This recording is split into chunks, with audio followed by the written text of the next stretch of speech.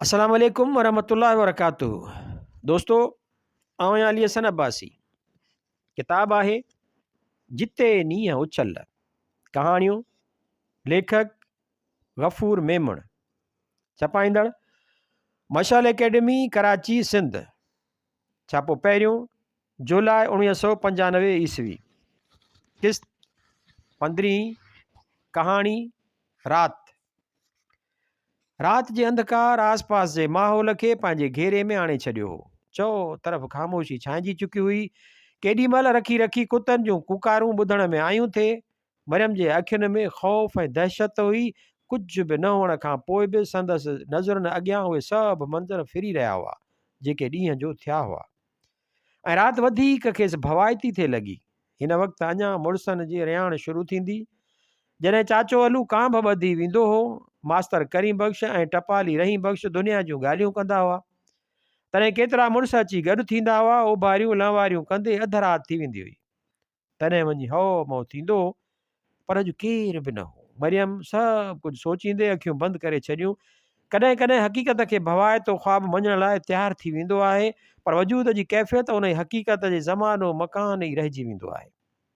शाम जा उहे मंज़र मरियम जे ज़हन अॻियां वरी वरी फिरंदा रहिया।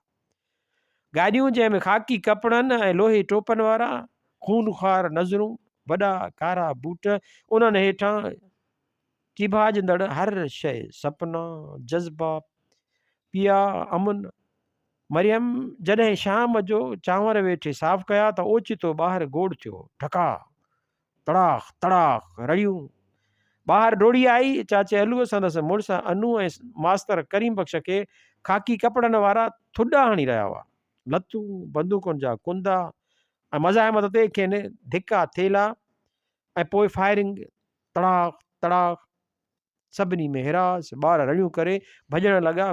कुझु वर्दियुनि वारा घरनि में काहे पिया। औरतुनि खे चोटियुनि मां झले घिरण लॻा।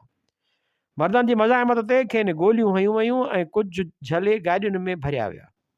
मास्तर जो सुवालु पुछणु, मेजर असांजो ॾोह कहिड़ो आहे? मेजर खून ख़ार नज़रुनि सां मास्तर ॾांहुं घूरियो ऐं चयो, गधारो, मुल्क दुश्मनो, तव्हां सभु धाड़ेलनि जा साथी आहियो। तव्हां धाड़ेलनि खे पनाह ॾिनी आहे। न मेजर, हिते को बि धाड़ेल न आहे। असां सभु अमुन पसंदि शहरी आहियूं। तव्हांखे को बि हक़ु नथो पहुचे असांजे इज़तुनि में हथ विझण जो। तड़ाक तड़ाक। मास्तर खून में लथपथ। धरतीअ ते खून जूं बूंदूं मिटीअ में पेवस्त थी वियूं। नौजवान ॻोठ मां ॿधिजी खजी विया। हर तरफ़ मातम ऐं पोइ ख़ामोशी। केर बि कंहिं वटि न वियो। मरियम जे अखियुनि अॻियां धुंध छाइजी वियुसि।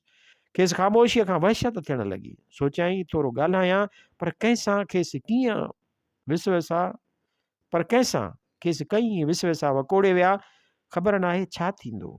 संदसि मुड़ुसु शादी खां पोइ अॼु पहिरियों भेरो घर में न हो।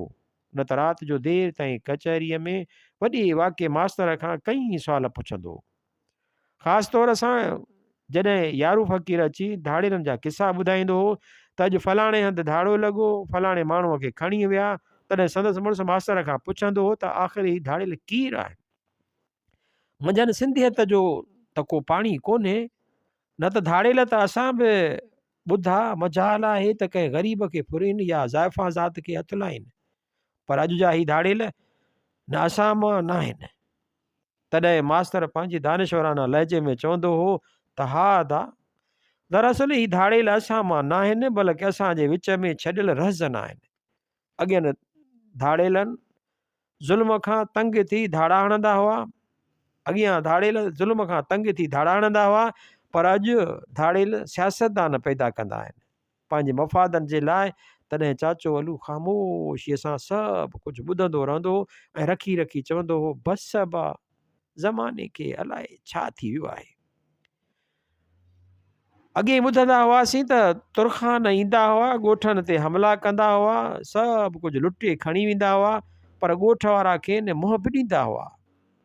कई खून ख़राबा थींदा हुआ, अबा धारिया हुआ न, पर अॼु घणा ई असां मां ई तुरखान थी पिया आहिनि। हिकु राति सभु ॻोठ जे वॾेरे लाइ सुस पुस कंदा रहिया। जॾहिं शेरू धाड़ियल ॻोठ में वॾेरे सां मिलणु आयो। शेरू को धारियूं कोन हो। हिन ॻोठ जो हो, वॾेरे सां कुझु उथण वेहण होसि, अक्सर वॾेरे सां गॾु शिकार ते वेंदो हो। पर हिकु ॾींहुं भर वारे ॻोठ जे वॾेरे जान महमद सां अणबण थी पई हुयसि ऐं पोइ ओचितो वॾेरे जान महमद जो पुटु अगवा थी वियो। शेरल उन खां पोइ ॻोठ मां ग़ाइबु थी वियो ऐं पोइ ॿुधण में आयो त शेरल धाड़ेल रमुअ जो साथारी थी वियो आहे। पर अॼुकल्ह वॾेरे जो साथारी आहे। ॻोठ जो हर माण्हू खांसि नफ़रत कंदो ऐं शेरल मुछूं वठी ईंदो, पेजारो जीप में चढ़ी हलियो ईंदो। ओचितो दरवाज़े ते ठक ठक थी मरियम छिरिक भरे उथी वेही रही। ज़रे गॾु खांसि रड़ निकिती। अम्मा मरियम जागी पई? यारू फ़क़ीर जो आवाज़ हो। मरियम जो ॼण त रुकियल साह बहाल थियो। हा चाचा आयसि।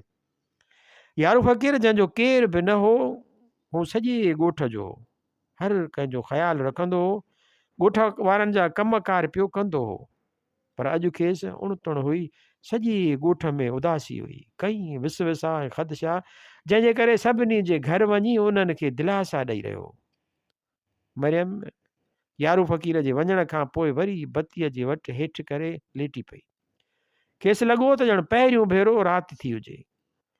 पंहिंजनि खां विछड़ल राति, अकेली राति, जंहिंमें हज़ारे ख़्याल, हज़ारे ख़दशा, माज़ीअ जा गुज़िरियल पल, ग़मीअ जा, ख़ुशीअ जा, सभु यादि ईंदा आहिनि। केॾी महिल सरजंदड़ सपना, अणॼातल सपना जवान थींदा ऐं हिकु ॾींहुं अनवर संदसि जोभन में संगीत जा तसर छेड़िया ऐं पोइ सभु कुझु धुंध में ग़ाइबु थी वियो। मरियम खे उहा ख़बर न हुई त संदसि मुड़ुस खे ही ख़ाकी वर्दी वारा छो खणी विया ऐं न खेसि मुल्क दुश्मन ऐं दहशतगर्द जहिड़ा लफ़्ज़ सम्झ में ते आया। पर सुबुह जो 9 लाश गोलियुनि सां चिचिरियल ॻोठ खॼी आया। ॻोठ में कोराम हो, चीखो पुकार हुई।